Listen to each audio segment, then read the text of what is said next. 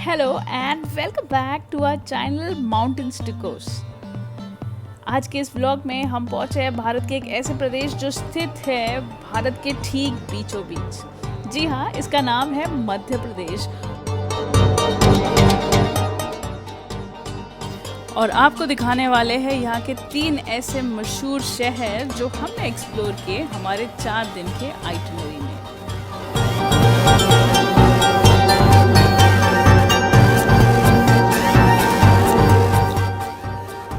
और अगर आप खाने के शौकीन हैं, then let me tell you, you're about to enter a food paradise.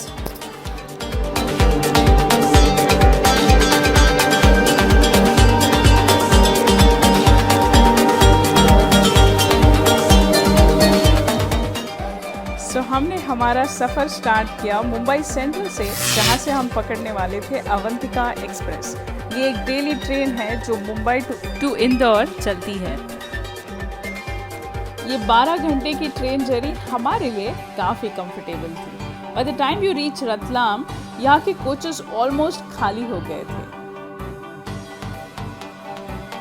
और हम आ पहुँचे एट इंदौर। इंदौर एक कमर्शियल सिटी है, बहुत ही वेल कनेक्टेड है to the other states and the cities if you are looking to come by any other means of transport. And it is the 6th time it has been awarded as the cleanest city of India.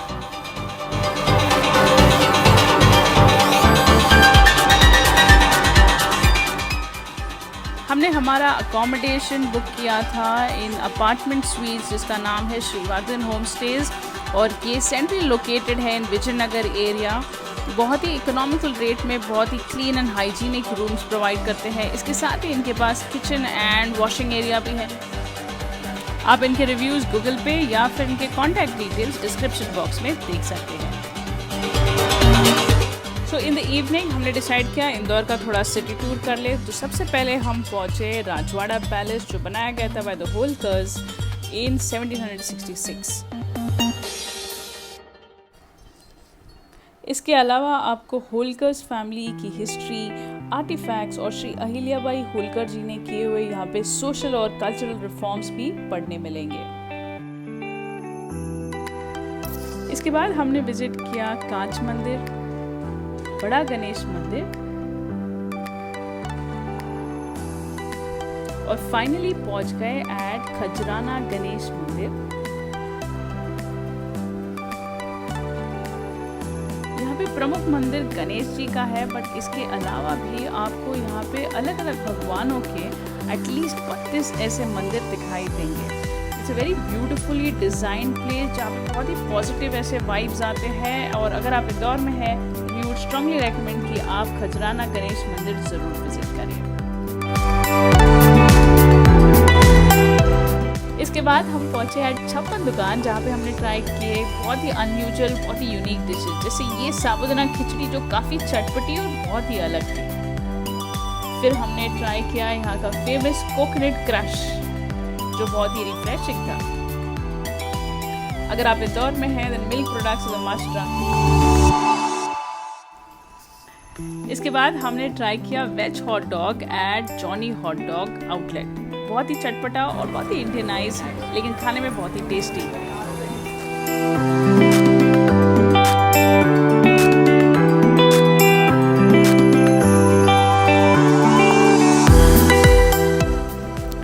Indore मशहूर है अपने खाने के लिए, और वो भी चटपटा खाना। इसलिए हम वहाँ पहुँचे एट सराफा बाज़ार, जो एक नाइट स्ट्रीट फूड मार्केट है जो शाम 8 बजे से लेकर लेट नाइट 2 बजे तक खुली रहती है।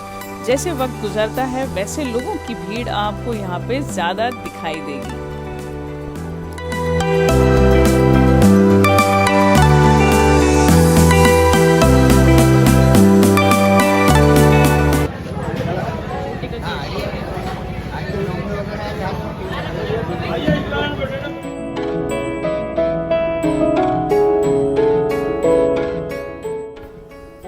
और यहाँ पे हमने ट्राई की थी रबड़ी विद गुलाब जामुन। 50 रुपए की ये डिश थी, लेकिन खाने में बहुत ही उम्दा।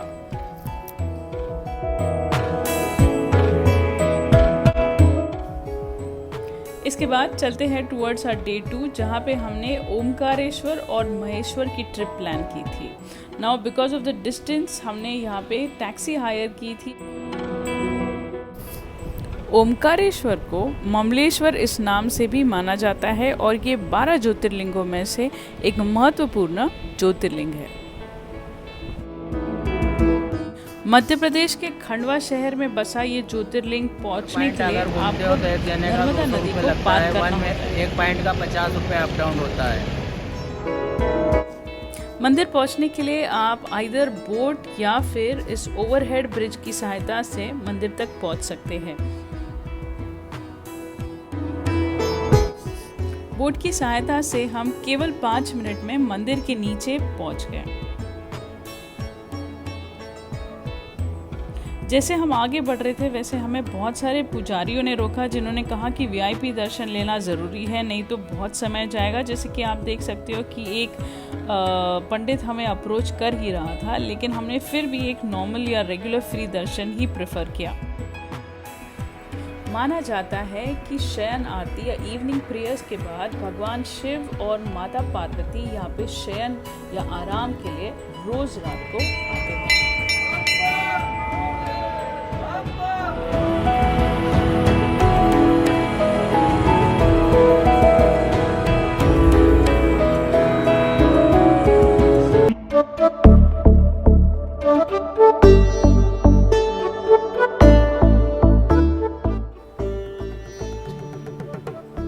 इस प्रकार हमारा ओमकारेश्वर ज्योतिर्लिंग का दर्शन काफी सरलता से पार पड़ा।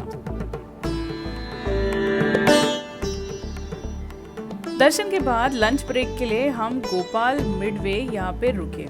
ये रेस्टोरेंट काफ़ी खूबसूरत था बिकॉज ऑफ इट्स लोकेशन, जहाँ से आपको नर्मदा नदी और उसके ऊपर का ब्रिज दिखाई दे रहा था। उसके साथ ही यहाँ का खाना बहुत ही अमेजिंग था।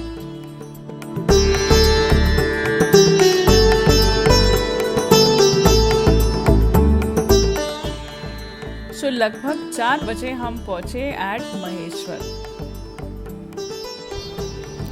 और ये है महारानी देवी अहिल्याबाई होलकर, इनकी स्टैचू, जिन्होंने इस महेश्वर राज्य का निर्माण किया।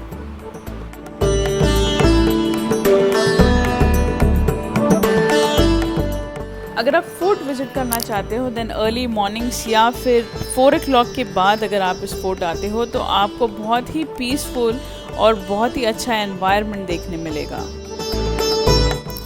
फोर्ट के हर एक दीवार या दरवाज़ों पे आपको ऐसे ब्यूटीफुल डिज़ाइंस देखने मिलेंगे जो आज के ज़माने में भी इतने इंटैक्ट है।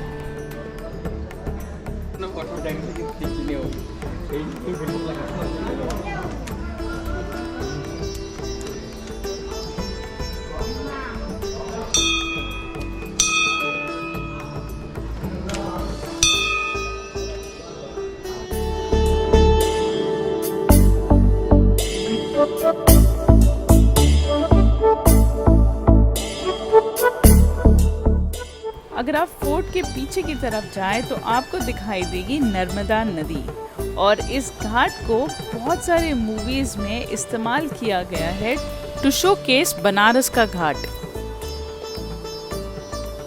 अगर आपने पैडमैन मूवी देखी हो तो वहाँ पे जो दिखाया गया बनारस घाट है उसकी शूटिंग यही इस घाट पे हुई थी। देवी अहिल्याबाई होलकर ये शिव भगवान की बहुत बड़ी भक्त थी, इसीलिए आपको घाट के ठीक सामने बहुत सारे छोटे छोटे शिवलिंग और मंदिर दिखाई देंगे।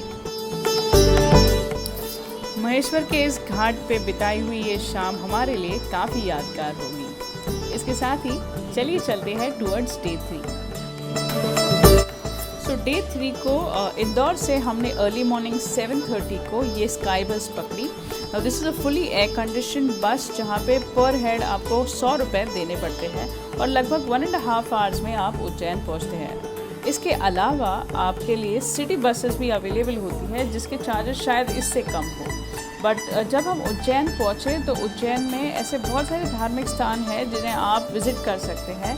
तो सबसे पहले हमने जहाँ के दर्शन लिए वो थे महाकालेश्वर के, जो अगेन 12 ज्योतिर्लिंगों में से एक प्रमुख ज्योतिर्लिंग है। अभी महाकालेश्वर में 3 अलग प्रकार के दर्शन होते हैं। एक होता है गर्भगृह के अंदर, जहाँ पे आपको एक proper Indian dress code follow करना होता है। इसके बाद होता है वीआईपी दर्शन, जो थोड़ा फास्ट होता है, लेकिन वो भी गर्भगृह के बाहर से होता है। और जो दर्शन हम अब ले रहे हैं, इसको कहते हैं फ्री दर्शन। गर्भगृह के बाहर से आपको दर्शन मिलता है, लेकिन the day that we were there, उस दिन इतनी भीड़ नहीं थी, इसलिए बहुत ही आसानी से और बहुत ही अच्छे से हमने शिवलिंग के दर्शन लिए। तो ऐसा होता है ये अंदर का गर्भगृह, और बाहर के स्क्रीन पे आपको पूरा ज्योतिर्लिंग दिख जाता है। महाकाल ये भगवान शिव का रौद्र रूप था। शायद इसीलिए यहाँ पे जो पहली आरती होती है वो भस्म से होती है, और इसके लिए आपको प्रायर ऑनलाइन रजिस्ट्रेशन करना अनिवार्य है। उज्जैन रेलवे स्टेशन या बस स्टेशन से आपको बहुत सारे ई ऑटोज़ मिल जाते हैं, जिससे आप आसानी से वहाँ के नज़दीक के मंदिरों का दर्शन ले सकते हैं। तो पहला दर्शन जो हमने लिया था वो था कालिका देवी मंदिर। इसके बाद हमने दर्शन लिए काल भैरव जी के। काल भैरव ये भगवान शिव के सेनापति माने जाते हैं, और उनको भोग लगाया जाता है मदिरा का। ये बहुत ही अनयूजुअल लगेगा आपको, लेकिन यस, यहाँ पे दारू का भोग लगाया जाता है।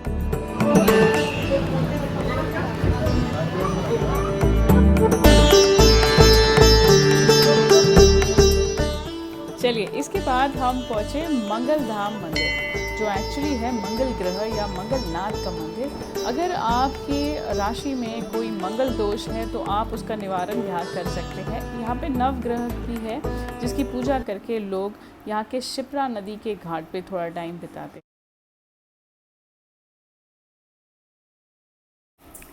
उस दिन की शाम हमने बिताई यहाँ के मशहूर सराफा बाज़ार में, जहाँ पे हमने बहुत सारी चीज़ें ट्राई। चलिए, इसके साथ ही व्लॉग को एंड करती हूँ। I hope you like the video today. Please hit the like button, do subscribe and share with your friends.